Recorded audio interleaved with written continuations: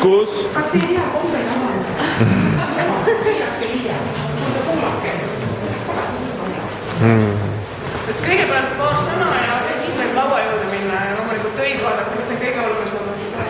Tegemist on Tartu laste kunstikooli 5. klasside valikainete näitusega. Kui esimesest 4. klassini õpite ainult kohustuslikke ained, mis ette nähtud on, siis 5. on ka väike valikuvõimalus ja valida saab siis kas keraamika, arvutigraafika, disaini või foto ja video ainevahe. Et nii sel aastal kui järgmisel aastal on samad valikained. Ja siin näitusel ongi väljas siis sel aastal 5. klasside õpilaste poolt nendest valikainetest tehtud tööd. Ja lisaks on ka seal esimeses ruumis graafikatööd, mis on kõigile kohustuslik. 5. tulevad siis sellised uued ained nagu graafika ja valikained. Ja mis on meil eriti oluline, et ka ühe lõputöö saate teha kas graafikas või valikaines. Et seepärast peaks siis valima midagi sellist, mis teile väga meeldib, väga huvitav on ja täna ongi selline võimalus, et nende ainete õpetajad ja ma väga loodan, et ka õpilased, kes sel aastal nendes ainetes käisid, räägivad, mis seal tehakse, mis seal aine siis on. Ja muidugi need tööd räägivad kindlasti suuresti enda eest. Ja minu käes on üks väga tähtis leht, kõik sel aastal 4. klassis õppivad õpilased. Tulge minu juurde ja te saate ennast registreerida järgmiseks aastaks valikainetesse. Ja miks seda juba kiiresti tegema peab, sellepärast, et on siin olemas piirarv, üle 5 õpilase või üle 6 õpilase teatud ainetesse ei mahu. Ja siis tuleb päris suurt ennast kirja panna, et mitte sellest huvitavast ainest ilma jääda. Nii, aga ma hea meelega annaksin nüüd sõna, kas Markus tahab rääkida või siis valikainete õpetajad ise oma ekspositsioonide ees? Mina annan fotot juhuslikult ja ma praegu galeristitööd ei hakka tegema, et ma räägiksin, kuna ma hästi ei näe ühtegi fotoõpilast siin tegema, see oli väga kiire. Mul on prillid kodus, et ma ei saa. Aga ma vaatan, et siin on EPP näiteks on väga palju kunsti teinud, väga Olega ja... EPP õpilased. EPP on juhendanud kunsti tegema ja OVE ka ja graafikutest rääkimata, siis fotograafias me lihtsalt õppisime pildistama, et näiteks me põhimõtteliselt ei töödelnud need pilte arvutiga näiteks.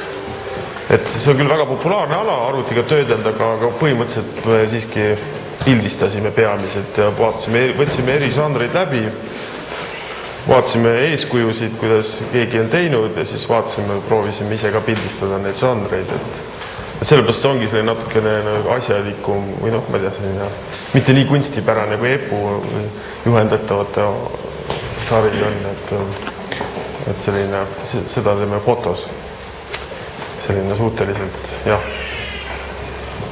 pildistamiskeskne.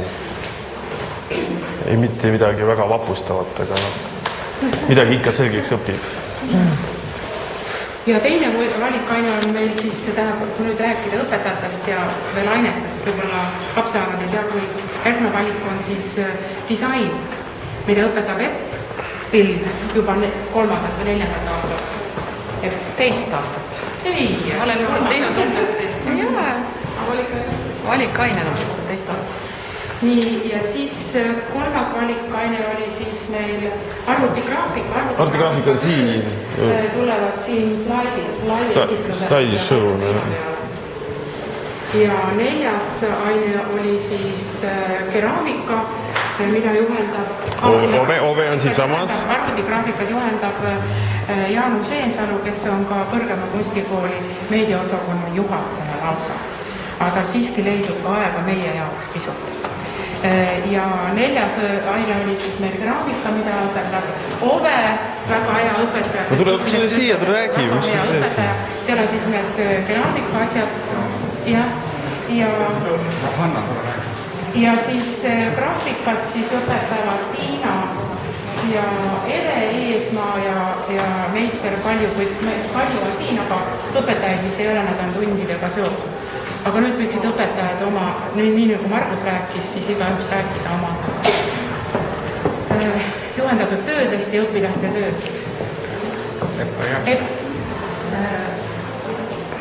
Iga asja üle võib vähem või rohkem targutada, et ma natuke targutan siis ka.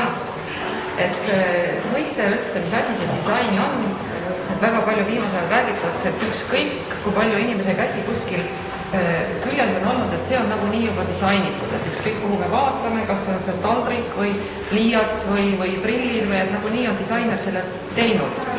Aga ma arvan, et üks väike konks on, et päris sellest ei piisa, et inimene on midagi natuke teinud, et see on kohe disainitud asi. No funktsionaalsus on kindlasti üks väga niisugune määrategur disaini juures.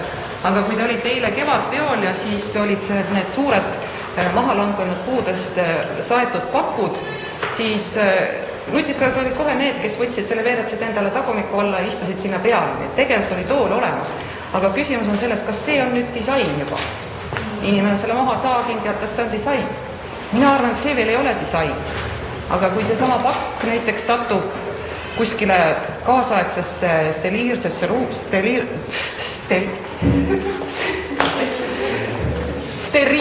ruumi, siis ta mõjub hoopis teistmoodi ja ma arvan, et sel juhul võib-olla juba võib rääkida sellest pakust kui disaini element. Siin olevad asjad loovad ja nutukad ja materjal kui tekstiil on väga lai teema ja siis näete, kuidas erinevad inimesed on leidnud erinevaid viise, kuidas seda väljendada. Aitäh!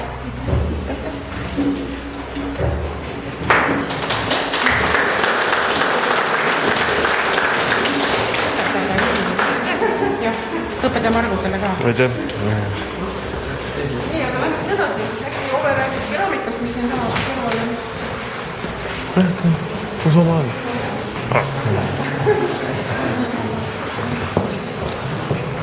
Keraamika on nagu iga teinegi kunstiliik, et samadele reeglitele allub nagu teised kunstiliigid, on vaja jälgida kompositsiooni ja vormi ja värvi ja kuna tegemist on saviga, sellele kõigile tuttav teema, aga kui me alustame sellise, ütleme, et tahame siis saada tarbeeset, mitte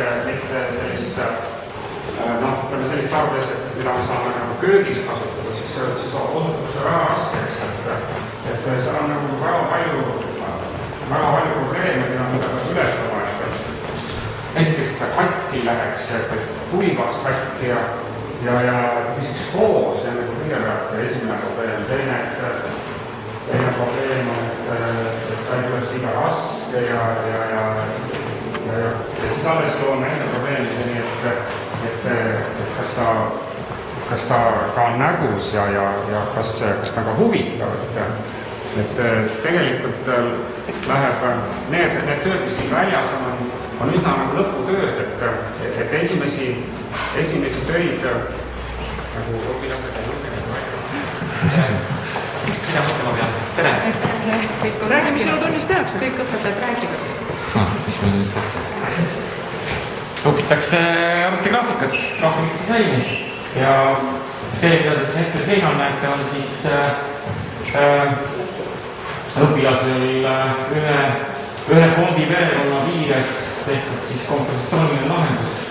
Ehk nad siis mängivad vaba pinnaga ja üritavad sellest luua müra või rütmi, nagu me teame kompositsioonist põhialused, jälgivad kuldlõiget ja omandavad siis muid graafilisi lahendusi. Et siin on hetkel üks nendest töödest, et mõni aasta jõuab rohkem, mõni aasta vähem, sellel aastal natukene vähem, sellepärast et programmid väga hästi ei jooksnud, aga järgmine aasta paremini. Nii et, ja see näitus tuleb ka kaubamajja, kus siis ta on juba välja prinditud, aga hetkel siis ütleme nii, et siis majandustõusu eelnevas seisundis ei olnud suutelised raha välja käima ja seda ära printima niimoodi seina peal. Palun, kõik.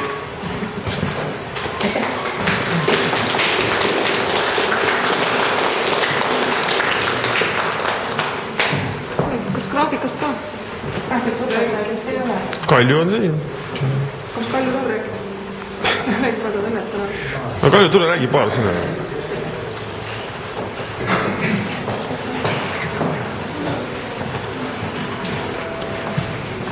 Mina olen graafikuminister, aitan tehnilisest küljest, õpetajat praegu paraku ei ole, et pilti juhendavad. Aga nii palju võin öelda, et siin võtsime läbi enam-vähem kõik klassikalised graafikatehnikad, linoollõige, kuivnõel, sügavtrükitehnikaid, söövitusi. Põhiliselt sai tutvuda, sest tundide arv on niivõrd väike, et ega väga süvitsi minna ei saa. Et sai natuke aimu sellest, et kuidas graafiline leht sünnib, valmistame trükiplaadi ja siis trükime.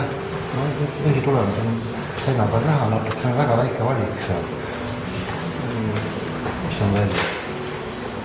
Aga vähemalt aimu saate sellest, mis on graafikat näitustel oskate, siis ma ikkagi asjadele nime anda. See on see teine ja kolmas tehnika loodetavasti. Ma vist muud ei oskagi öelda.